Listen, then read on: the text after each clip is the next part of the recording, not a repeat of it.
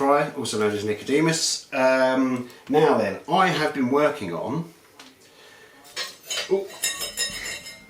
my pirate sword. So this is part 2 of the pirate sword, or cutlass, if you will. So last time we took a piece of leaf spring and we turned it into the blank that we wanted, and we ground one side of it. Okay, check out part 1 of the video if you haven't already. I'll put a little linky thing that goes up here somewhere for you. It might actually be on the other side, thinking about it, because I'm looking at you mirrored. And anyway, what we're going to do on this one. So, need to finish the grind on this. This is a rough grind. This is basically, we're getting it roundabout to shape. I mean, if you look at it, you can see there's dips and dinks and things in it where I did it with a grinder. But then I ground with a ceramic 36 grit belt.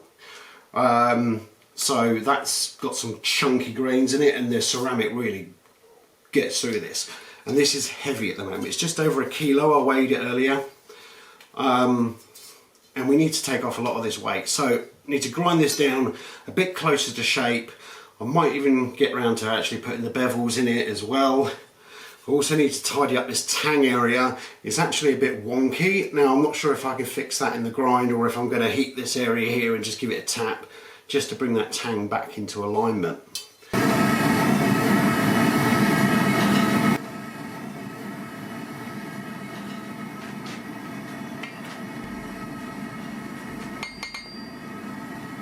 Okay, so I've got a bit of 1-inch round here. This is just mild steel.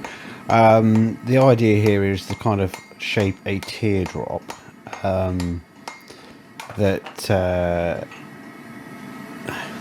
drop in the metal.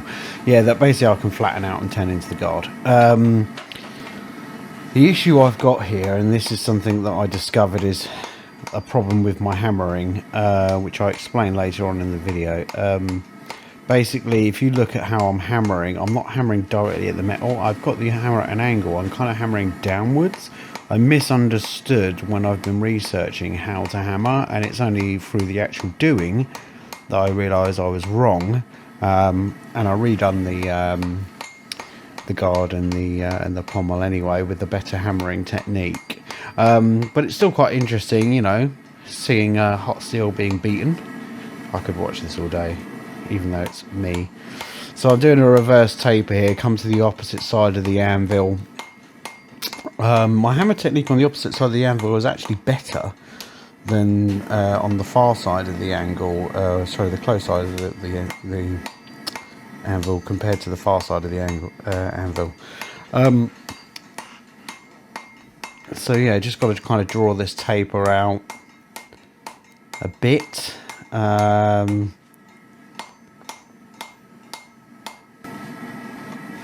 Using a rounding hammer here, if anybody's actually interested. So I went to the power hammer, flattened out the piece so that I can, you know, be a guard. Now I'm kind of back to the anvil again with the hammer to kind of fine tune that shape, get out any little lumps and bumps, and kind of, you know, smooth it out a bit more. And you can see that the tang is starting to take shape now. Sorry, not the tang, the guard is starting to take shape now. With each hammer blow. It's quite thick, but still.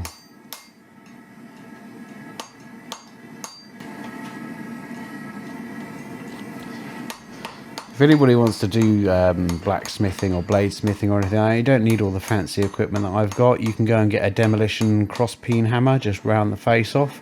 A lump of steel as your anvil. Doesn't have to be a proper anvil. And yeah, a heat source, so you can use a charcoal forge or a coke forge or whatever. Just get out there and get making. I would definitely recommend subscribing to the Alex Steel channel. Watch a lot of his older stuff, it's good. Well, actually all of his stuff's good, the new stuff's good, but the older stuff's really good because it's a bit more informative and tutorial-like. So, got the guard forged out.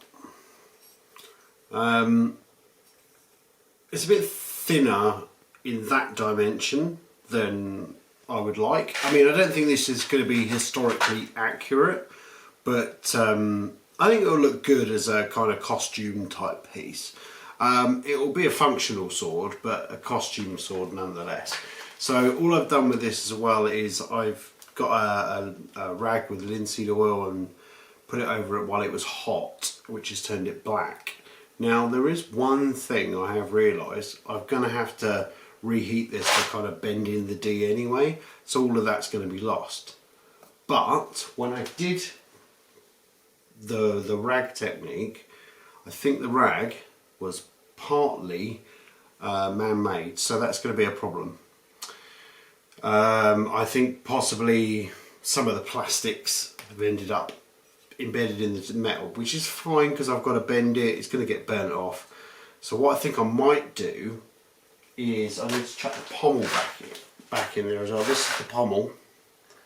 See if that'll focus. There we go.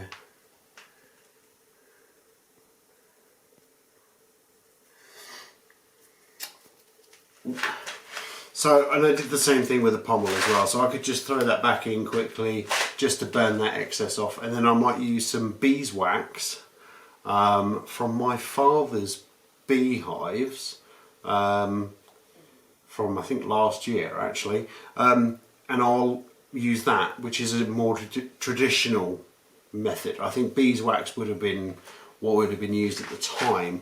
I don't know what that's going to do to the finish because this is just mild steel. It might just still turn it black. It might be, I don't know, it might not do the same thing. So we'll see what happens.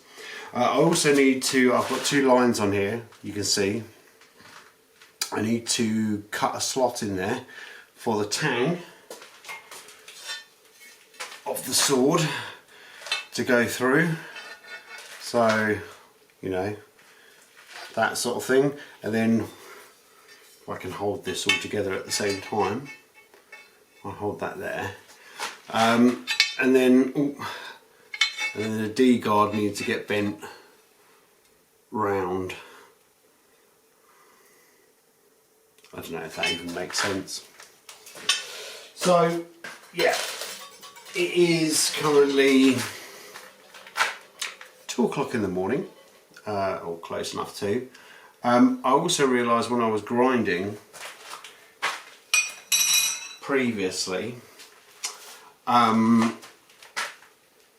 didn't use a tool that I made for the grinder for this very purpose. So I was trying to grind this flat, which I managed to do, you know, with some difficulty. I've managed to get it done. So I've got one flat side, I've still got to do the other side. Now I've got an attachment tool that I made for the grinder, which I'm just going to put on, quickly finish this up. I need to sort this tang area out as well before I can fit that. So yeah, that's where we're at the moment. So, just to kind of explain, take my headphone out, how this works. So I've made a magnetic chuck down here, which I've got the sword strapped to. This is on a rail, which unfortunately the joint that I've got between this and the Z-axis, or whatever you want to call it, the spacer I put in there was aluminium, and the weight of this is just too much. It's just destroying it. I'm going to have to replace it. So it is wobbly as hell. But with this chuck here, or cross slide or whatever, I can raise or lower the sword and then run it through this small wheel to get a more even grind. So we're going to do that.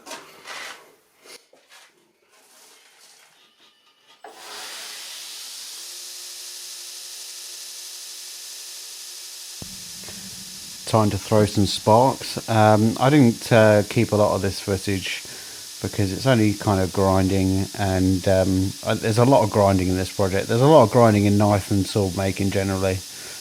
Oh, look how wobbly my grinder is. I do need to bolt that to the ground. I'm waiting to get my SDS jaw back off my brother. I've got the leg vise to mount as well. So I'm just on the cross slide here. I've got an adjustment underneath that allows me to lower and higher and lower that platform, as I mentioned. So I'm just kind of upping it until it makes contact. There we go. We get some sparks coming off of that. It's always important with this kind of thing to be wearing grinding gloves and glasses.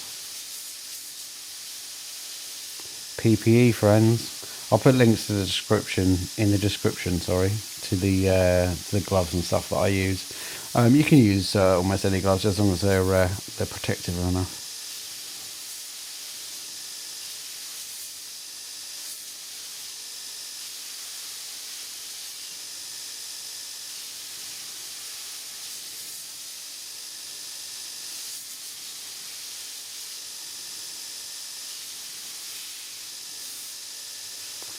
I will at some point show how I made this this grinder as well. Not the grinder, sorry, the attachment. The grinder was made by the TS project. Link in the description.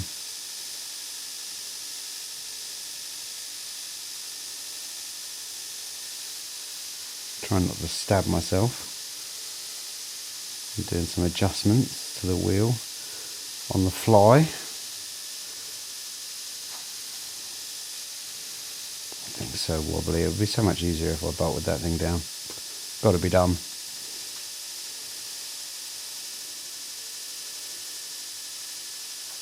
That part kept slipping. I think I'm going to have to come up with some locking mechanism for that.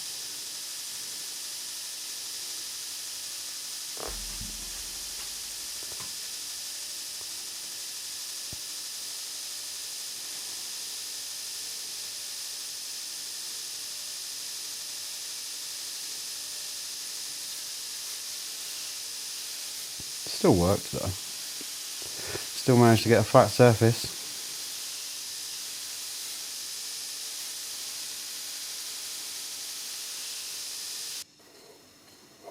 Okay, so this is the second day of doing the guard and pommel. What I've got here is this is the first guard that I did. It's not amazing, I've got to be honest. And the pommel. Now if you look at the pommel, you can see that kind of mushrooming effect that's created that cup. The hammer works inconsistent. I just wasn't very happy with it, and it took a lot of effort, so I redid them.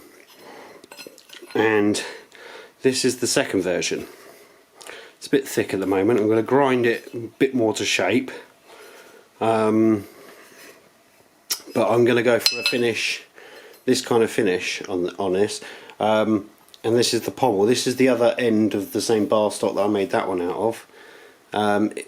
I had a bit more better control on the hammer, a little bit of cupping there still, but I actually quite like that, but it's not a deep cup.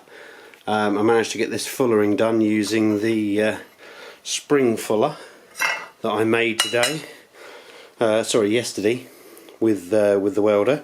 So yeah, this has been coated, these two have been coated in linseed oil, board linseed oil, while it was hot, but the rag was synthetic, so I think it may have left some stuff behind. I don't like the finish of that. I like the shinier finish of this, the forged finish. I may have to apply an oil while it's cooler so it doesn't turn black, just to kind of protect it and give it a coating. So that's it for this video. Catch me on the next one. Let me turn the camera around, where we will be doing the grinding of the guard and the pommel. We're going to be sorting that out, cutting it off from the main bar stock. I might even try a brass brush finish. I've got one of those turning up tomorrow, I think. So yeah, we'll see what happens. Alright, if you haven't already subscribe, like the video, share. I really could do with some support on the channel. This is something I want to try and make as a living, so I can provide a lot more content to you guys. So every subscription helps. Cheers, speak to you later.